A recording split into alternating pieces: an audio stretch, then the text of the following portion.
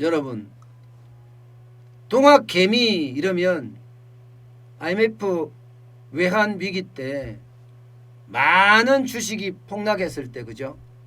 예. 그때 개미들이 많이 들어갔어요. 그래서 개미가 탄생했습니다. 뭐 슈퍼개미라가 탄생을 했다고 이야기하죠. 예. 그 외환 위기 때 많은 개인 투자자들이 그만큼 시장에 진입을 했다는 이야기입니다. 그런데 코로나19의 위기가 시작되면서 이번에는 이제 동학개미라는 용어가 나오기 시작하고 서학개미라는 용어가 나오기 시작합니다. 이 동학개미는 기본적으로요, 주가가 가장 많이 떨어졌을 때 대한민국에 이 망하기 전에는 이 주식은 안 망한다 하면서 마구 샀던 사람들, 이들을 동학개미라고 통칭합니다.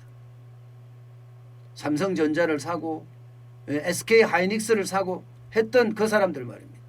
쉽게 말하면 3월 19일 날 대한민국 주가가 1457.64까지 떨어졌을 때 그야말로 동학개미가 우렁각시처럼 나타나서 주식시장을 떠받쳤어요. 주식시장이 붕괴되기 직전이었죠, 사실은. 예. 그래서 많은 사람들이 그렇게 이야기해요. 대한민국이 망하지 않았던 것은 동학개미의 역할이 굉장히 컸다. 그렇게까지 말입니다. 그렇게까지. 그런데 이 동학개미가 뿔이 났어요. 계속 뿔이 났는 건 여러 번 있었습니다. 세금 때문이다. 세금 때문에.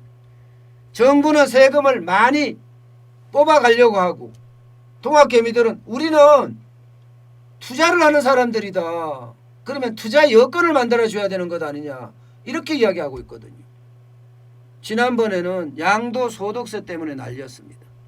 예. 적어도 2천만 원 벌면 양도소득세 내라 이거죠. 예. 그런데 양도소득세가 아니죠. 금융투자소득세죠. 금융투자. 예. 금융투자 소득세를 내라.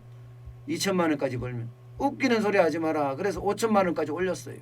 그랬더니 이번에는 대주주에 대한 이야기가 나왔습니다. 대주주에 대한 이야기. 대주주가 요건 자체가 옛날엔 10억이면 대주주다 이렇게 했거든요. 지금은 3억이면 대주주다 이렇게 바꾸자는 거예요. 그것도 나만이 있는 것이 아니라 나와 특수관계인 모두 포함입니다. 아버지, 엄마, 동생, 뭐 심지어 재수씨까지 다 포함해야 돼. 특수관계인까지. 그래서 3억이 넘으면 대주주다. 3억이 넘는 게 뭐가 중요하냐? 세금이 엄청나게 많이 붙습니다. 세금이 소득세를 내야 되잖아요. 소득세라는 건 3억 이상 대주주 같은 경우는 활정이 됩니다. 그래서 15%가 아니라 22%에서 지방세까지 포함하면 많이 내면 33%까지 냅니다. 그야말로 폭탄이죠, 폭탄. 예. 폭탄이 되니까 어떻게 되겠어요? 이게 이제 동학개미가 완전히 뿔이 나서 국민청원 게시판에 이렇게 올린 거예요. 홍남기 기재부 장관 해임을 강력히 요청합니다. 이렇게 말입니다. 저는 홍남기 경제부총리 해임 굳이 동학개미가 아니더라도 저는 해임을 해야 한다는 사람이에요. 경제를 보는 사람이 일단 경제사령탑이라고 했는데 리더십을 가지지 못해요. 리더십을. 경제는 분명하게 리더십을 가져야 되거든요. 이게 첫 번째 해임 이유입니다. 청와대에 끌려가고. 예. 심지어 말입니다. 가장 심각한 것은 더불어민주당 여당에 죄송합니다. 이런 표현 쓰겠습니다. 꼬봉을 하고 있어요. 꼬봉. 허수아비 내지는 꼭두각시를 하고 있다고요. 이러니 경제가 제대로 돌아가겠습니까?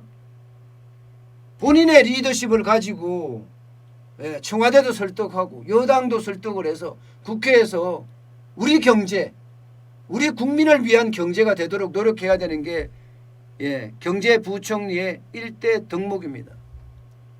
그런데 그 덕목을 전혀 추진을 못하고 있어요. 때문에 해임해야 합니다. 저도. 두 번째 또 해임해야 되는 두 번째. 경제에는요 절대로 정치 논리가 개입돼서는 안 돼요. 목에 칼이 들어오더라도 대한민국과 대한국인을 위해서 내가 나라 국간을 지켜내야 합니다. 그런데 어떻게 했어요? 말할 때마다 바뀌었어요. 말할 때마다. 한 번도 지킨 적이 없습니다. 한 번도. 소신이라고 이야기했는데 얼마 지나고 나면 예스. 뭐 1차 재난지원금만 보더라도 그렇잖아요. 1차 재난지원금만 보더라도. 1차 재난지원금 국민 70% 소득하위 70%에 준다고 했다가 결국은 여당이 100%니까 100%로 갔어요. 뭐 한두 개가 아니라서요. 제가 입으로 다 말하기도 거북합니다. 그래서 경제에 정치라는 걸 집어넣어서 항상 논란을 만들었기 때문에 그래서 해임해야 합니다. 세 번째 해임해야 될 요소가 너무 많아요. 세 번째 나라 국간을 지켰지 못했기 때문에 해임해야 합니다.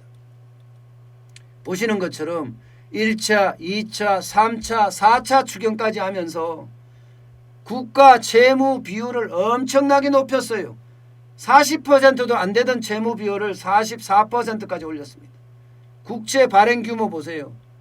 이게 재정을 담당한 사람, 나라 경제를 담당한 사람이 잘했다고 할 수 있습니까? 못해도 이렇게 못한 사람을요, 저는 당연히 해임해야 된다고 봐요. 당연히. 해임해야만 우리 경제가 바로 서지 않겠어요? 이대로 계속 가면 제가 늘 말씀드렸잖아요. 홍남기 경제부총리는 빚을 4번이나 졌는데 1961년 이후로 최악인데 어떻게 해야 되느냐? 석고대죄해야 된다. 국민에게 석고대죄해야 된다고 제가 계속 말씀을 드렸습니다. 문재인 대통령도 저는 제대로 사과를 해야 된다 이렇게까지 말씀을 드렸어요. 진짜 이렇게 안 되고는 안 된다는 거예요. 게다가 네 번째, 워낙 막 차고 넘쳐서요, 제가 뭐라고 말을 못할 정도예요. 네 번째는 그냥 뭉뚱거리겠습니다. 전체를. 우리 경제를 완전히 망쳤기 때문에 해임해야 됩니다. 우리 경제 지금 전망으로 봐도 엉망이 됩니다. 엉망이. 당장 GDP만 하더라도 연간으로 가면 한국경제연구원에서는요, 마이너스 2.3%까지 떨어질 거다. 경제성장률이 마이너스 2.3%까지 떨어질 거다. 이렇게 예상하고 있어요. 소비자 물가는 겨우 0.4% 올라갈 거다. 이렇게 예상하고 있고요. 경상수지는요, 500억 달러, 510억 달러 겨우 지킬 거다. 이렇게 예상을 하고 있고요. 실업률은 4.5%까지 높아질 거다. 이렇게 예상합니다. 경제를 다 망친 거 맞잖아요. 그러니까 해임을 해야 한다는 거예요. 동학개미가 아니더라도 많은 사람들이 홍남기 경제부총리를 해임해야 된다 하고 목소리를 높이고 있습니다. 게다가 맹탕 중에 맹탕 재정준칙을 들고 나와서 아니라고 이야기하고 있어요. 아니라고. 아니 썩은 사과를 가지고 분명히 나왔는데 대부분의 국민들이 전부 다 저거 썩은 사과야 이렇게 보고 있는데 본인만 이거 사과 맛있게 생겼죠 이렇게 이야기하고 있는 거예요. 사과 맛있게 생겼죠. 재정준칙이라는 썩은 사과를 내놨어. 그런데 맛있게 생겼다고 이야기하는데 어느 누가 믿겠습니까? 국민을 우습게 알아도 진짜 우습게 안다. 저는 이렇게 생각이 될 정도예요. 이대로 국민을 계속 우습게 알면요, 본인 스스로는 더 우스워진다는 거. 차라리 그럴 바에야 내 스스로 자진 사퇴하는 건 어떨까요? 경제를 망친 장본이니까 최대한 국민에게 석고대죄하면서 사퇴하는 게 옳을 것 같습니다.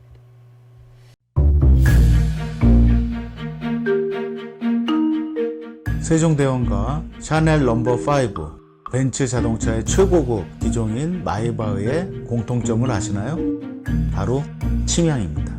침향이란 동남아시아에서 자생하는 침향나무가 상처를 입었을 때 스스로를 보호하기 위해서 분비시키는 침향나무의 진액입니다.